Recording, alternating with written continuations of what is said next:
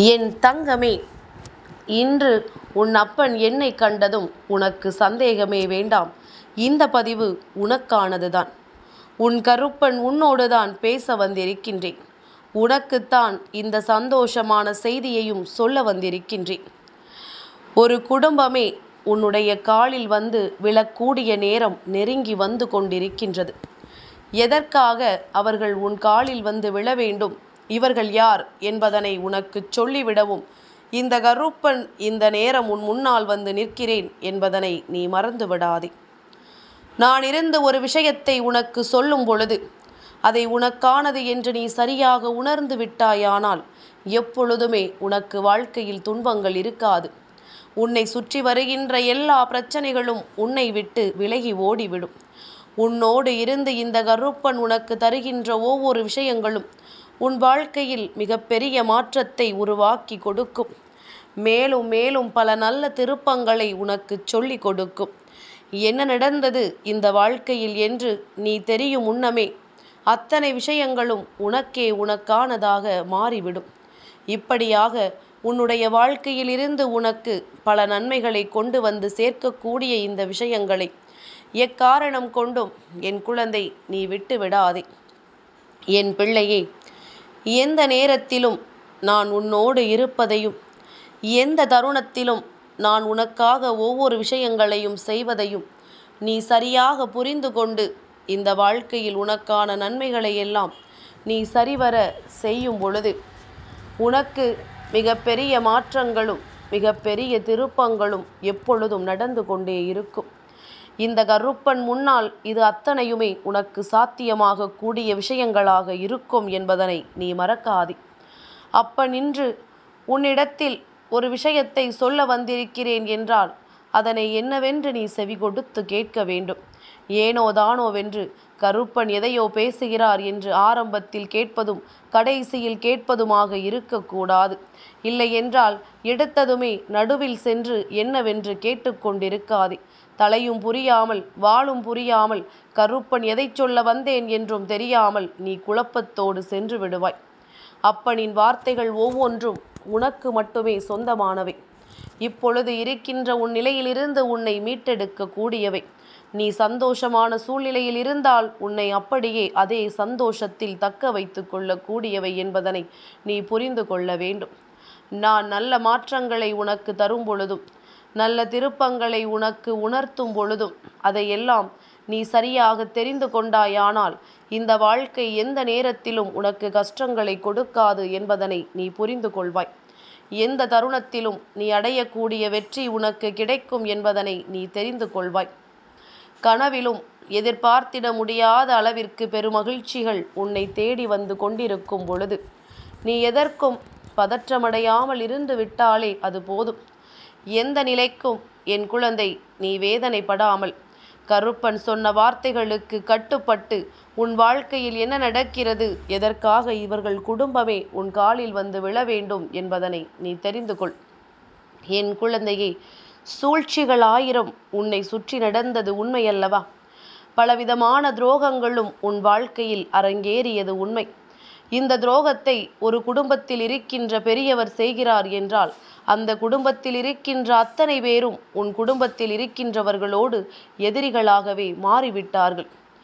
பெரியவர் என்றால் பெரியவரோடு மோதுவதும் சிறியவர் என்றால் சிறியவர்களை தனக்கு எதிரியாக நினைப்பதுமாகத்தான் இந்த நாட்கள் சென்று கொண்டிருக்கின்றது. இப்படியாக இருக்கும் பொழுது அந்த குடும்பத்தில் தலை முதல் கால் வரை அத்தனை பேருமே உன் குடும்பத்திற்கு எதிராக பல துரோகங்களை செய்து தொடங்கி இத்தனை நாளும் அதை செய்து கொண்டும் இருக்கிறார்கள் என்பதுதான் உண்மை. அப்படி இருக்கும் பொழுது குடும்பமே ஒட்டு மொத்தமாக சேர்ந்துதானே வந்து மன்னிப்பு கேட்க வேண்டும். இந்த குடும்பம் எதற்காக இப்பொழுது மன்னிப்பு கேட்க வேண்டும்? அப்படி என்ன நடந்தது இந்த குடும்பத்திற்கு? இவர்கள் எதற்காக திருந்தினார்கள் என்பதனை நீ தெரிந்து கொள்ள வேண்டும் அல்லவா? என் குழந்தையே, ஒவ்வொரு நாளும் ஒவ்வொரு பிரச்சனைகளாக நீ சந்தித்து கொண்டிருந்த நொடிப்பொழுதில் எல்லாம் உனக்கு இதிலிருந்து எந்த விதத்திலும் நன்மைகள் பிறக்கவில்லை. மேலும் மேலும் இவர்கள் தருகின்ற பிரச்சனைகளை சந்தித்தே உனக்கு நேரமும் பொழுதும் போய்கொண்டிருந்தது. வேறு எந்த விஷயத்திலும் உன்னால் கவனத்தை செலுத்த முடியவில்லை. எந்த ஒரு நல்லதையும் உன் வாழ்க்கையில் உன்னால் அடைய முடியவில்லை. வெளியில் சென்றாலே இவர்கள் முகத்தில்தான் விழிக்க வேண்டும். தேவையில்லாத விஷயங்கள் எல்லாம் நினைவிற்கு வருகிறது. அந்த நேரத்தில் எதற்காக நாம் இவர்களை பற்றி யோசிக்கிறோம் என்று சொல்லி, என் குழந்தை, நீயே உன்னுடைய மனதை ஆறுதல் படுத்த நினைத்தாலும் உன் மனது ஆறுதலடையவில்லை. எல்லா நேரமும் ஏதாவது ஒரு விஷயத்தை எண்ணிக்கொண்டும் ஏதாவது ஒரு தருணத்தை எதிர்நோக்கி கொண்டும் எப்பொழுதும் இவர்களோடு தொடங்கி இந்த துரோகத்தோடே உன் வாழ்க்கையும் முடிந்து விடுகின்றது. ஆனால் இது இப்படி இருக்கக்கூடிய விஷயம் அல்ல. கருப்பன் சரியான பாடத்தை அவர்களுக்கு புகட்ட வேண்டிய நேரம் அல்லவா? இவர்கள் செய்கின்ற விஷயம் பாவம் என்று அவர்களுக்கு தெரியவில்லை. நாளை இவர்களை பின்தொடர்ந்து வருகின்ற இவர்கள் சந்ததிகளும் இதையே தான் செய்து கொண்டிருப்பார்கள். வாழ்க்கையில் முன்னேற வேண்டும் என்ற ஆசை இல்லையா? வாழ்க்கையை வாழ வேண்டும் என்ற ஆசை இல்லையா? இங்கு ஒவ்வொருவரும் எதையெல்லாமோ கண்டுபிடித்து இங்கே முன்னேறி கொண்டிருக்கின்ற இந்த காலகட்டத்தில் இவர்கள் இன்னமும் இந்த துரோகத்தையும் இது போன்ற சூழ்ச்சிகளையும் வைத்துக்கொண்டு தனக்கு வாழ்க்கையில் எந்த முன்னேற்றத்தையும் அடையாமல் அடுத்தவர்கள் வாழ்க்கையில் எந்த முன்னேற்றமும் அடைந்துவிடக்கூடாது என்பதில் கவனத்தை செலுத்தி கொண்டிருக்கின்றார்கள். இவர்களுக்கு சரியான பாடத்தை புகட்ட வேண்டிய நேரம் இந்த கருப்பனுக்கு வந்துவிட்டது. இதற்கு மேலும் அப்பன் விட்டுவிடக்கூடாது என்று நினைத்து விட்டேன். ஒரு நொடிப்பொழுதேனும் நாம் தாமதித்து கொண்டிருந்தோமானால் இவர்கள் உன் குடும்பத்தை அழித்து விடுவார்கள். தலைவர் முதல் கீழே இருக்கின்ற சிறு குழந்தை வரை இது போன்ற செயலை நிச்சயமாக செய்துவிடும். உன் குடும்பத்தை இவர்கள் பதம் பார்த்து விடுவார்கள் என்பதில் எந்த ஒரு மாற்று கருத்தும் கிடையாது. அதனால்தான் கருப்பன் சரியான நேரத்தில் அவர்களுக்கு சரியான தண்டனையை கொடுத்து விட வந்திருக்கின்றேன். இந்த நேரத்தில் நான் இருந்து என்ன கொடுக்க நினைக்கின்றேனோ அதையெல்லாம் சர்வ நிச்சயமாக தெளிவாக உன் வாழ்க்கையில் கொடுத்துவிட எண்ணி இருக்கிறேன். இவர்களுக்கு பாடங்கள் எப்படி கிடைக்கப் போகிறது தெரியுமா? இவர்கள் செய்ய நினைத்த சூழ்ச்சிகள் ஒவ்வொன்றாக அவர்களுக்கே நடக்கப் போகிறது. அதாவது அந்த குடும்பத்தில் இருக்கின்ற ஒரு சிறு பிள்ளை உன் குடும்பத்தில் இருக்கின்ற ஒருவருக்கு இது நடக்க வேண்டும், இந்த நாள் இப்படி இவர்களுக்கு ஆகிவிட வேண்டும் என்று நினைக்கிறது என்றால் அது அவர்கள் குடும்பத்தில் அதே தரத்தில் இருப்பவர்களுக்கு நடக்கிறது. சட்டென்று அவர்களுக்கு மனதில் ஒரு எண்ணம், என்ன இது, நாம் அவர்களுக்கு நினைத்தால் அது நமக்கே நடக்கிறது என்று. இப்படியாக தான் செய்ய நினைக்கின்ற விஷயங்கள் அத்தனையும் தனக்கே திரும்ப வந்து கொண்டிருக்கிறது என்றால் நிச்சயமாக எங்கோ அவர்களுக்கு சில விஷயங்கள் புரிகிறது, நாம் செய்வது அத்தனையும் தவறு என்று. இப்படியாக இவர்கள் இதை விட்டு விலக நினைத்தாலும் கூட இனிமேல் இந்த கருப்பன் விட்டு விடுவேனா என்ன? இவர்கள் செய்த பாவங்களுக்கு பழி தீர்க்க வேண்டும் அல்லவா? இவர்கள் உன் குடும்பத்திற்கு செய்த துரோகத்திற்கு நிச்சயமாக சரியான பதிலடியை கொடுக்க வேண்டும் அல்லவா? அதை நான் கொடுத்து கொண்டிருக்கின்றேன். அதனால் இனிமேலும் இவர்களுக்கு மன்னிப்பென்பது கிடையாது. ஆனால் இவர்கள் இந்த தவறை உணர்ந்து காலில் விழுந்து மன்னிப்பு கேட்க வேண்டிய சூழ்நிலையையும் நான் உருவாக்கி கொடுத்து விட்டேன். ஏனென்றால் அப்படியாவது அவர்கள் செய்த தவறுகளும் அவர்கள் செய்த பாவங்களும் உன் காலடியில் விழுந்து கொஞ்சம் கரையட்டும் என்றுதான். எப்பேற்பட்ட விஷயத்தையும் அடுத்தவர்களுக்கு செய்யலாம். நாம் ஒன்றும் தெரியாதது போல பொய்யையும் புரட்டையும் சொல்லி நல்லவர்களாக இருந்து விடலாம் என்று நினைக்கிறாயல்லவா? இது போன்ற எண்ணங்களோடு அவர்கள் சுற்றி திரிந்தார்கள் அல்லவா? அவர்களை நான் இனிமேலும் விட்டு விடுவேனா? தெய்வத்தை வணங்கிவிட்டு நீ பொய் சொல்லி கொண்டு தெரிந்தால் தெய்வம் இதையெல்லாம் பார்க்காமல் கண்களை மூடிக்கொண்டிருக்கும் என்று நினைத்து விட்டார்களா என்ன? தெய்வம் அத்தனையையும் உணர்ந்து கொண்டு யாருக்கு எந்த நேரத்தில் என்ன கொடுக்க வேண்டும் என்பதனை தெரிந்து தான் வைத்திருக்கின்றது. இன்று நீ செய்கின்ற பாவங்கள் ஒவ்வொன்றும் நாளை உன்னை மட்டுமல்ல உன்னுடைய வருங்கால சந்ததிகளையும் பாதிக்கும். தவறுகளை செய்பவன் செய்துவிட்டு சந்தோஷமாக போய் சேர்ந்து விடுவான். ஆனால் அந்த தவறுக்காக தெய்வம் கொடுத்த பழியையும் பாவத்தையும் தூக்கி சுமப்பது இவர்களின் வருங்கால சந்ததிகள் என்பதனை மறந்து விட்டார்கள். இதையெல்லாம் அவர்கள் கவனத்தில் வைத்திருந்தால் தவறு செய்ய வேண்டும் என்ற எண்ணம் அவர்களுக்குள் வந்திருக்குமா? இந்த வாழ்க்கையில் யாரையும் கெடுக்க வேண்டும் என்ற எண்ணம் இவர்களுக்கு வந்திருக்குமா? இவர்கள் செய்வதை எல்லாம் சரியாக செய்து கொண்டிருக்கின்றார்கள். இவர்கள் செய்கின்ற ஒவ்வொரு விஷயங்களையும் சரியாக அடுத்தவர்களை அழிப்பதற்காக செய்து கொண்டிருக்கின்றார்கள்.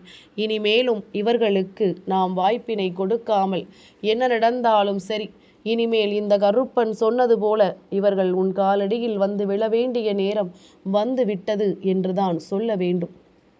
நான் இருந்து உன் வாழ்க்கையில் பல மாற்றங்களை தர நினைக்கின்றேன். நான் இருந்து உன் வாழ்க்கையில் பல திருப்பங்களை கொடுக்க நினைக்கின்றேன். நான் வருகின்ற நொடிப்பொழுதில் எல்லாம் இந்த கருப்பன் உன் வாழ்க்கையில் இது போன்ற எதிரிகளையும் துரோகிகளையும் கொஞ்சம் கொஞ்சமாக வேறறுத்து கொண்டுதான் இருக்கின்றேன். இதுதான் உச்சகட்ட துரோகம். இவர்கள் குடும்பம்தான் உன் குடும்பத்திற்கு செய்தது எல்லாம் காலத்தினாலும் மறக்க முடியாத ஒரு விஷயம். மன்னிப்பு என்றெல்லாம் இவர்களுக்கு ஒருபொழுதும் வழங்கிவிட முடியாது. இவர்கள் உன் குடும்பத்தில் ஓர் உயிரே போக வேண்டும் என்றும் நினைத்தவர்கள் அல்லவா? அப்படி இருந்தாலும் கூட அதை பார்த்து சிரிக்க வேண்டும் என்று நினைத்தவர்கள் அல்லவா? இப்பேற்பட்டவர்கள் உன் காலில் விழுந்து மன்னிப்பு கேட்க வேண்டிய நிலையை நான் உருவாக்கி இருக்கிறேன் என்றால் இவர்களினுடைய குற்றம் அதிகரித்து விட்டது. இவர்கள் செய்த சூழ்ச்சிகளும் இவர்கள் செய்த தவறுகளும் அதிகரித்து விட்டது. இதற்கு மேலும் இவர்களை விட்டு வைத்து விட்டோமானால் நிச்சயமாக இங்கு எதுவும் நடக்கலாம் என்பதனை முதலில் நீ புரிந்து கொள்ள வேண்டும்.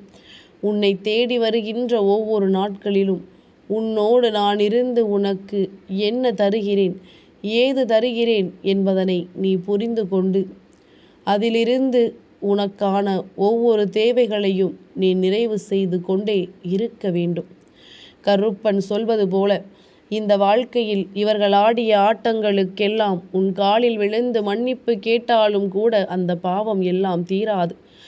எவ்வளவோ கண்ணீரை சிந்த வைத்திருக்கிறார்கள், எவ்வளவோ வேதனைகளை தூக்கி சுமக்க வைத்திருக்கிறார்கள்.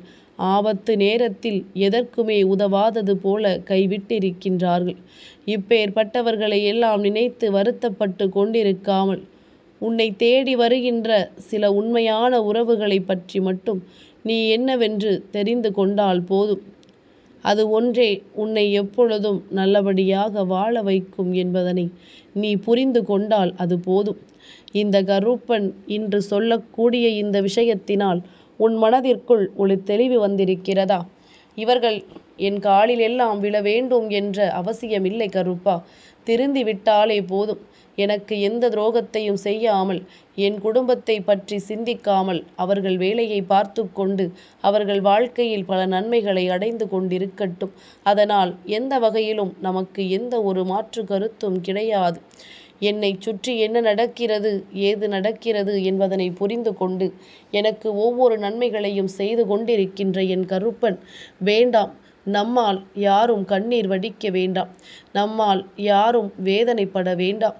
அவர்கள் செய்த பாவங்களுக்கு அவர்களுக்கு தண்டனை கிடைத்து விட்டதல்லவா, அது போதும். வேறு எதை நினைத்தும் நாம் வருத்தப்பட்டு கொண்டிருக்க வேண்டிய அவசியம் இல்லை என்று என் குழந்தை நீ என்னிடத்தில் சொல்கிறாயல்லவா. உன்னுடைய இந்த வார்த்தைகளை நான் மதிக்கின்றேன். உன்னுடைய இந்த உணர்வுகளுக்கு நான் மதிப்பு கொடுக்கின்றேன். இதனால் உனக்கு நான் என்ன செய்ய வேண்டும் என்று நினைக்கிறேனோ அதனை நான் சரியாக நினைக்கிறேன். இவர்கள் உன் காலில் விழுந்து மன்னிப்பினை கேட்கிறார்களோ இல்லையோ, இனிமேல் ஒவ்வொரு நொடிப்பொழுதிலும் உன்னோடு பேச வேண்டும் என்றால் இவர்கள் ஒரு முறைக்கு பல முறை நிச்சயமாக சிந்திப்பார்கள் என்பதுதான் உண்மை. ஒரு முறைக்கு இருமுறை என்னவென்று யோசித்துவிட்டு ஒரு விஷயத்தை செய்வார்கள். ஏனென்றால் அடியை வாழ்க்கையில் ஒரு முறை பட்டுவிட்ட பிறகு, அதுவும் தெய்வத்தின் அடி பேரிடியாக இருக்கும் அல்லவா, அந்த அடியை ஒரு முறை பெற்றுவிட்ட பிறகு ஒருவன் திருந்தவில்லை என்றால் அவன் இந்த ஜென்மத்திலும் திருந்தவும் மாட்டான். தெய்வத்தினால் திரும்பி கூட பார்க்கக்கூடிய நிலைக்கு இவன் தள்ளப்படவும் மாட்டான் என்பதனை நீ புரிந்து கொள். எதற்கெல்லாமோ என் பிள்ளை கண்ணீர் வடித்து நீ சந்தித்த விஷயங்களை எல்லாம் நான் அறிவேன். இனி நடக்கக்கூடிய எந்த விஷயங்களையும் நினைத்து நீ வருத்தப்பட்டு கொண்டிருக்காதே. உன்னை தேடி வருகின்ற ஒவ்வொரு விஷயங்களையும் என்னவென்று புரிந்து கொண்டு நீ உனக்கான நம்பிக்கையை முழுமையாக பெற்றுக்கொள்ள தயாராக இரு. உனக்காக என்ன நடந்தாலும் அது உன்னை நல்வழிப்படுத்தும் என்பதனை நீ புரிந்து கொண்டு எப்பொழுதும் நீ சந்தோஷமாகவும் பெருமகிழ்ச்சியோடும் இருந்து கொண்டிரு. உனக்கு என்றும் நல்லதே நடக்கும். இவர்களின் ஆட்டமும் அடங்கி இந்த குடும்பத்தின் ஆட்டமும் ஒடுங்கத்தான் போகிறது. அடுத்தவனுக்கு செய்கின்ற பாவம் தன்னை துரத்தி அடிக்கும் என்று வெறுமனே பேச்சுக்கு மட்டும் சொல்லி வைக்கவில்லை. அது நிச்சயமாக தவறு செய்கின்றவர்கள் வாழ்க்கையில் நடந்தே தீரும். என் தங்கமே, இந்த கருப்பனின் ஆசீர்வாதங்கள் என்றென்றைக்கும் உனக்கு முழுமையாக கிடைத்து கொண்டே இருக்கும்.